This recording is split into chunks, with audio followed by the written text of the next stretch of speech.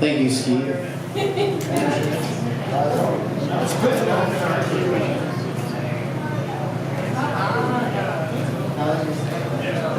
You might remember me from such earlier events as testing the microphone.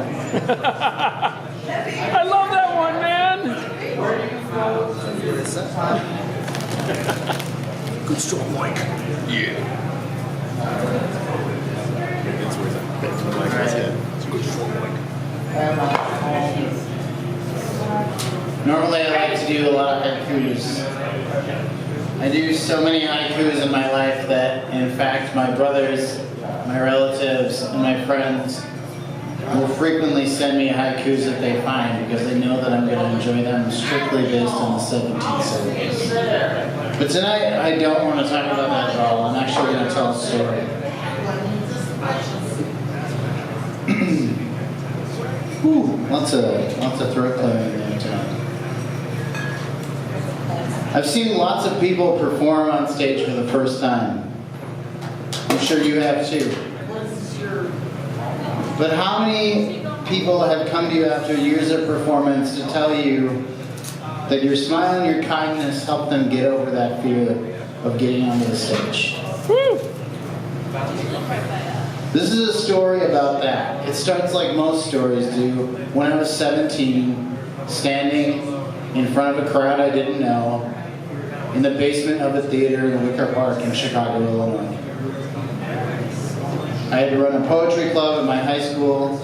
I put together a poetry reading and convinced the local coffee shop owners who were crazy Christians to let me share my poetry, which was angsty, in their space.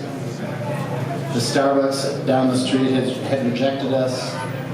But never before was I reading in my brother's space, his friends, his collective. This was my first time reading my ranting, angsty poetry in front of him. And he was listening, but I was so nervous that I couldn't even tell. When I got off the stage, he greeted me. He gave me a hug. And his best friend told me I needed to develop a stage voice. This would prove to be important as a host later on in my life. And sometime between 2003 and 2006, I got a phone call from a friend. He was studying at Evergreen State College in Washington State. He was calling to say that he had taken the idea of our poetry club from high school to the next high school he had gone to, the Zoo School. And he created strong friendships and bonds from this experience. When he returned later to talk to his former teachers to see how things were going, they jumped at the opportunity to tell him that the poetry club he had created, where they read poetry sometimes in trees at the state of Minnesota Zoo, was still alive and kicking.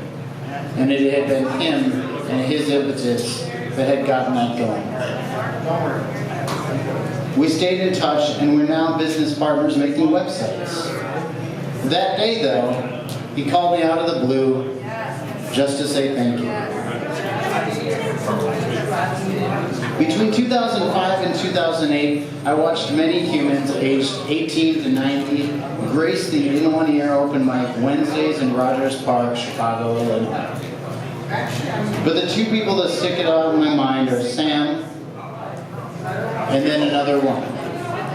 Sam was an overweight young man with much to share, but very few social skills.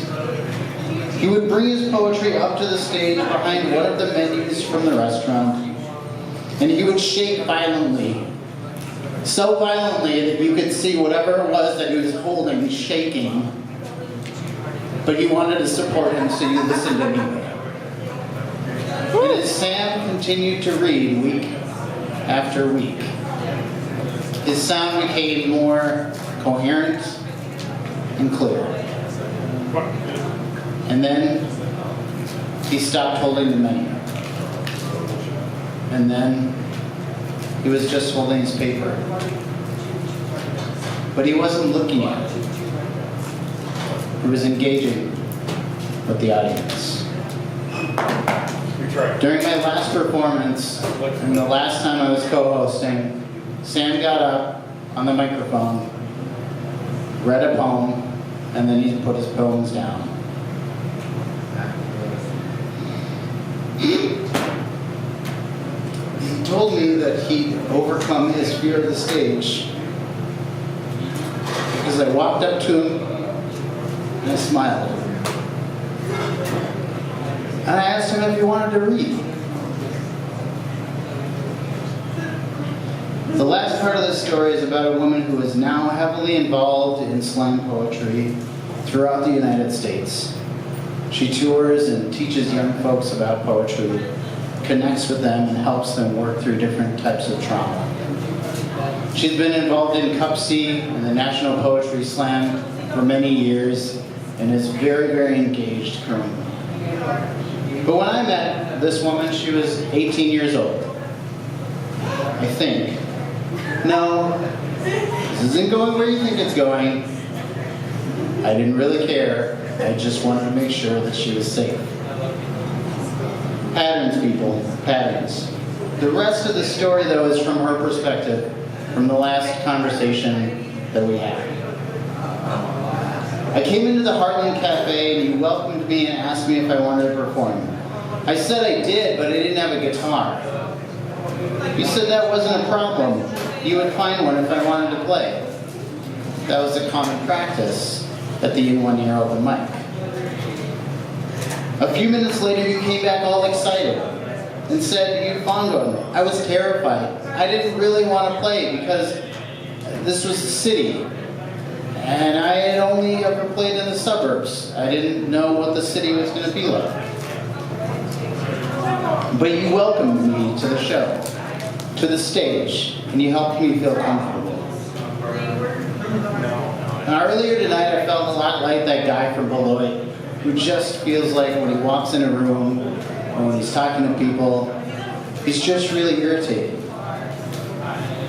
But it's moments like those that come out of the blue some days, that come after years and years of random conversation, that grow into opportunities you never expected to have, such as the opportunity that I found with Ski, where he and I both have performed, hosted, co-hosted, run events, and now we find ourselves every Thursday at the same club, trying to improve the one thing that other people feel like we've mastered: how to effectively communicate. Thank you.